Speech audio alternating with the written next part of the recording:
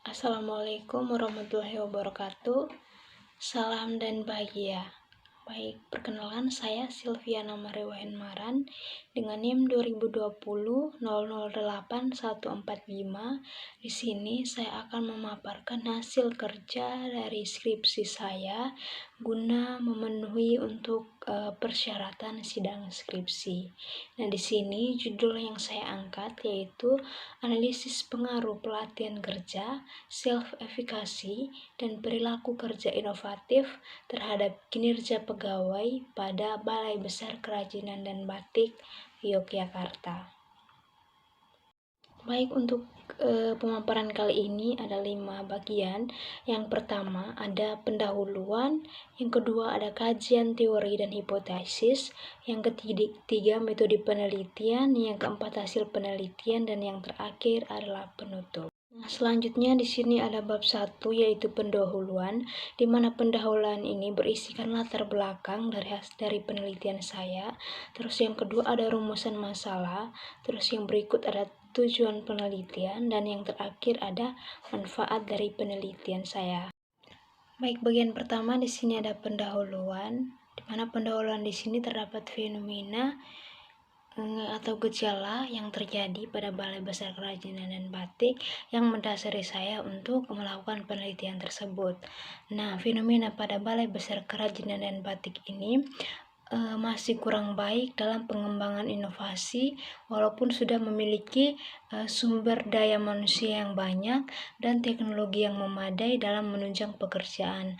Namun belum dapat dimaksimalkan karena masalah faktor sumber daya manusia yang kurang mendapatkan pelatihan, serta kurangnya kepercayaan diri pada individu sehingga mereka masih kurang berinovasi untuk menciptakan produk-produk yang unggul atau produk yang baru.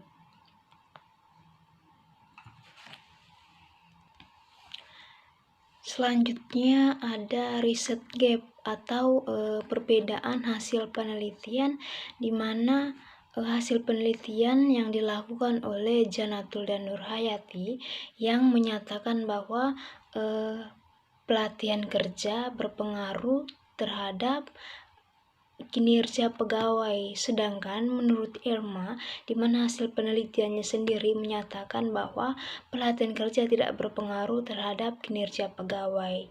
Dan juga ada penelitian yang dilakukan oleh Jessica yang menyatakan bahwa self-efikasi secara signifikan berpengaruh terhadap kinerja.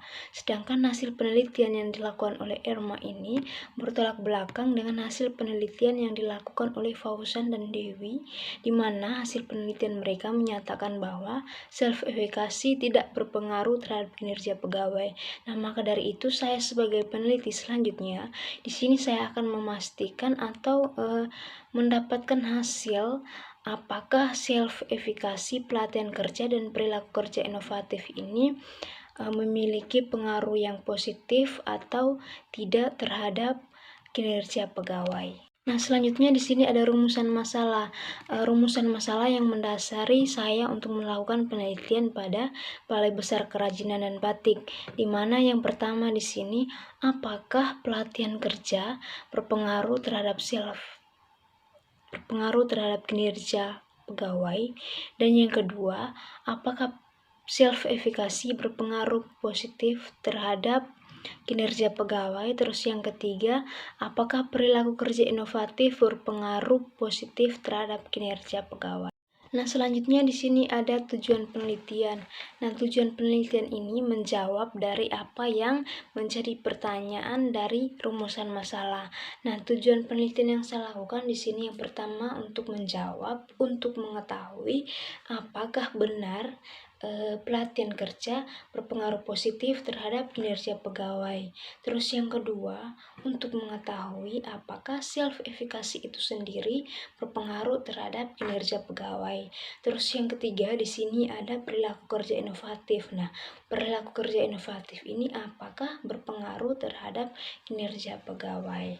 Nah, untuk tujuan penelitian ini nanti akan dijawab pada bab 4 pembahasan yang merupakan hasil dari penelitian yang saya lakukan. Selanjutnya di sini ada manfaat penelitian. Yang pertama itu teoritis atau bagi organisasi, di mana hasil penelitian ini bisa sebagai bahan masukan dalam pengambilan keputusan untuk meningkatkan kinerja pegawai Balai Besar Kerajinan dan Batik, dan juga bisa menjadi bahan evaluasi terhadap pimpinannya untuk mengambil sebuah keputusan terhadap peningkatan kinerja dari pegawainya sendiri. Untuk manfaat praktis atau manfaat bagi peneliti selanjutnya, diharapkan hasil penelitian ini dapat menjadi bahan informasi dan juga referensi untuk peneliti selanjutnya terkait variabel pelatihan kerja, self-efikasi, dan juga perilaku kerja inovatif terhadap kinerja pegawai. Selanjutnya di sini ada bagian 2 kajian teori, di mana kajian teori ini ada kajian teori, kerangka pikir konseptual, dan juga hipotesis penelitian. Selanjutnya kajian teori pada variabel Y. Yang pertama di sini ada kinerja pegawai. Nah, apa itu kinerja pegawai? Menurut Jong dan Siagan, kinerja ini merupakan hasil yang dicapai seseorang atau dicapai oleh karyawan dalam melakukan tugas dan tanggung jawab berdasarkan apa yang sudah menjadi tuntutan dari organisasi tersebut. Selanjutnya ada pelatihan kerja. Nah, pelatihan kerja merupakan proses pembelajaran yang melibatkan perolehan keahlian, konsep, peraturan, atau sikap untuk meningkatkan kinerja. Nah, pelatihan kerja ini untuk mengasah skill atau kemampuan dari pegawai untuk melakukan suatu tugas berdasarkan ketetapan dari organisasi itu sendiri. Nah, selanjutnya di sini variabel X2 ada pelatihan kerja. Nah, pelatihan kerja ini merupakan kepercayaan individu akan kemampuannya dalam melakukan suatu tindakan terkait pekerjaan. Nah, self-efikasi ini berbicara tentang bagaimana kepercayaan seseorang, tingkat kepercayaan seseorang, kepercayaan diri dalam melakukan suatu tugas atau suatu pekerjaan. Nah, orang dengan efikasi diri tinggi maka akan menghasilkan suatu kinerja yang baik. Begitu pula sebaliknya, orang dengan self-efikasi yang rendah tentu akan mempengaruhi kinerjanya juga. Selanjutnya ada perilaku kerja inovatif. Nah, perilaku kerja inovatif ini merupakan perubahan sosial yang menekankan pada adanya sikap positif, sikap kreatif, agar terjadi proses perubahan sikap dari dalam diri seseorang. Nah, perilaku kerja inovatif ini terkait kemampuan seseorang dalam menciptakan ide-ide baru, menciptakan suatu inovasi sesuai perkembangan atau tuntutan dari organisasi itu sendiri. Selanjutnya di sini ada kerangka pikir penelitian. Di sini ada bagan kerangka pikir di mana X1-nya pelatihan yang mengarah berpengaruh terhadap kinerja pegawai. Terus yang X2-nya ada self-efikasi, X3 ada perilaku kerja inovatif, dan ketiga-tiganya ini anak panah menunjukkan ke pengaruh ke kinerja pegawai. Selanjutnya di sini ada hipotesis penelitian, di mana dalam penelitian yang saya lakukan ini terdapat 3 hipotesis penelitian.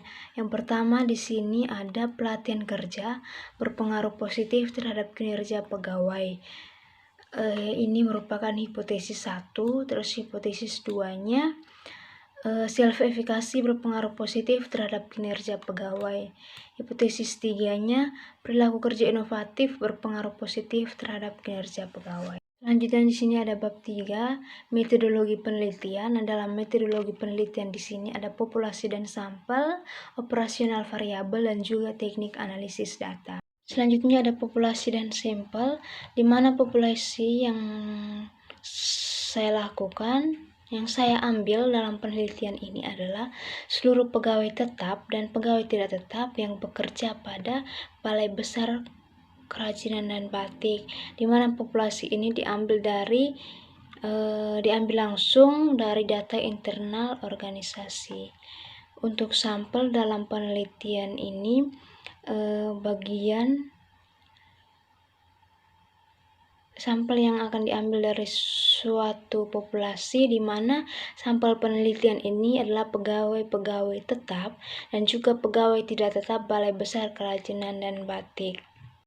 Selanjutnya di sini ada variabel operasional. Di sini ada 4 variabel, di mana variabel independennya yaitu ada variabel X1, pelatihan kerja, self efikasi, dan juga perilaku kerja inovatif, di mana variabel dependennya adalah kinerja pegawai.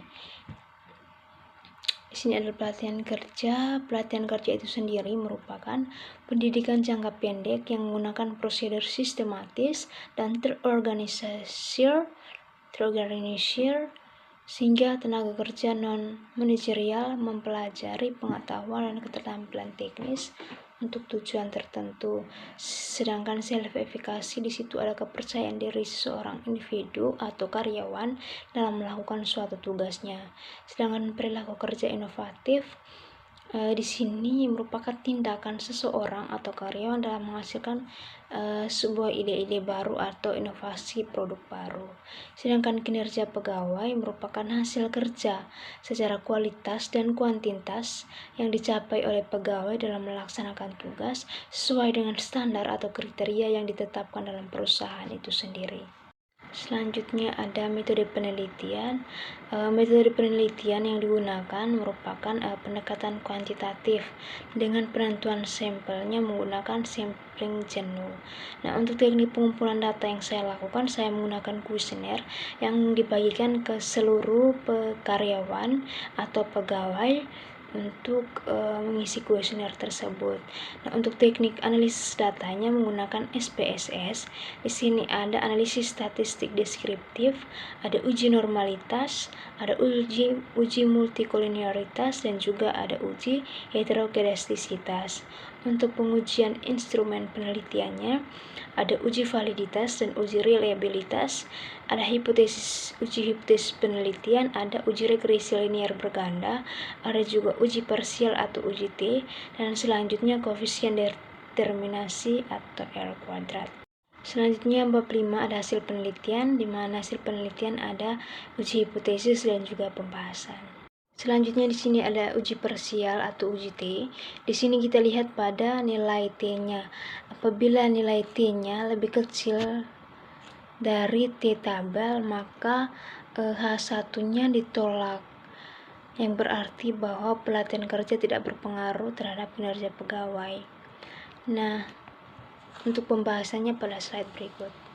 Selanjutnya di sini ada pembahasan, hasil dan pembahasan, di mana berdasarkan pada tabel di atas diketahui bahwa hasil pengujian signifikansi menunjukkan bahwa terdapat nilai probabilitas sebesar 1,567, di mana T hitung ini lebih kecil dari T tabel, di mana T tabelnya 2,012, sehingga nilai tersebut membuktikan bahwa H1 tidak diterima, yang berarti pelatihan kerja tidak berpengaruh positif terhadap kinerja pegawai. Selanjutnya dari hasil pengujian signifikansi menunjukkan bahwa nilai probabilitas sebesar 1,622, di mana lebih kecil dari T hitungnya 2,012. Nilai tersebut dapat membuktikan H2 tidak diterima, yang berarti bahwa self-efikasi tidak memiliki pengaruh positif terhadap kinerja pegawai. Dan yang terakhir ada hasil pengujian signifikansi menunjukkan bahwa nilai probabilitas sebesar 5,215 lebih besar dari T hitung T tabelnya 2,012. Nah, nilai ini membuktikan bahwa H3 diterima, yang berarti perilaku kerja inovatif berpengaruh positif terhadap kinerja pegawai. Selanjutnya di sini ada bab 4. Bab 4 ini ada penutup, ada kesimpulan, keterbatasan penelitian, dan juga saran. Kesimpulan berdasarkan hasil uji dari SPSS, di mana R hitung lebih kecil dari R tabel, yang menunjukkan bahwa H1 ditolak. Variabel pelatihan kerja tidak berpengaruh positif terhadap kinerja pegawai Balai Besar Kerajinan dan Batik. Nah, hal ini bisa disimpulkan bahwa pelatihan dari Balai Besar Kerajinan dan Batik ini tidak mempengaruhi dari kinerja tersebut, karena mungkin kompetensi dasar yang dimiliki oleh pegawai ini sudah mencapai standar dari Balai Besar Kerajinan dan Batik itu sendiri, sehingga pegawai yang sudah memiliki kompetensi yang sangat tinggi, meskipun dilatih terus-menerus akan tidak mempengaruhi kinerjanya, karena pada dasarnya ia sudah memiliki kemampuan yang cukup. Yang kedua, H2 ditolak karena variabel self-efikasi tidak berpengaruh positif terhadap kinerja pegawai Balai Besar Kerajinan dan Batik.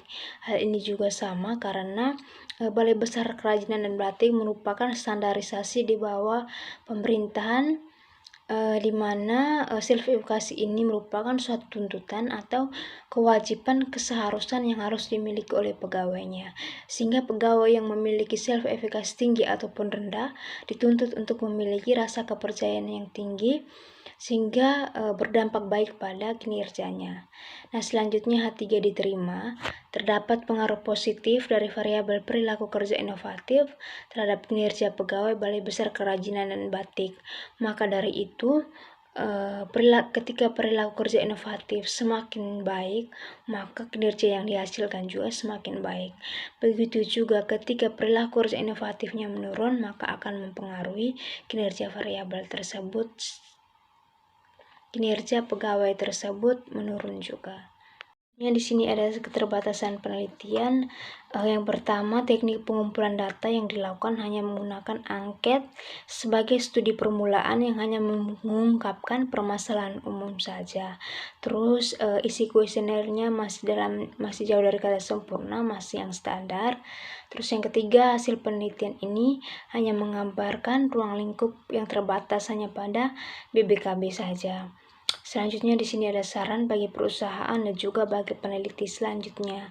Nah, untuk perusahaan, penelitian ini diharapkan dapat menjadi informasi serta referensi dalam pengembangan ilmu pengetahuan manajemen, khususnya tentang pelatihan kerja, self-efikasi, perilaku kerja inovatif, dan kinerja pegawai. Terus yang kedua, bagi peneliti selanjutnya dapat mengambil objek penelitian di perusahaan lain dan memperkaya hasil dari temuan serta dapat menambah variabel lain yang berpengaruh terhadap kinerja pegawai. Karena penelitian yang saya lakukan ini variabel I1, I2-nya tidak berpengaruh terhadap kinerja pegawai, sehingga untuk peneliti selanjutnya diharapkan menggunakan variabel yang lain untuk menilai kinerja dari pegawai tersebut. Demikian pemaparan saya, kurang dan lebihnya saya mohon maaf. Wassalamualaikum warahmatullahi wabarakatuh. Salam dan bahagia.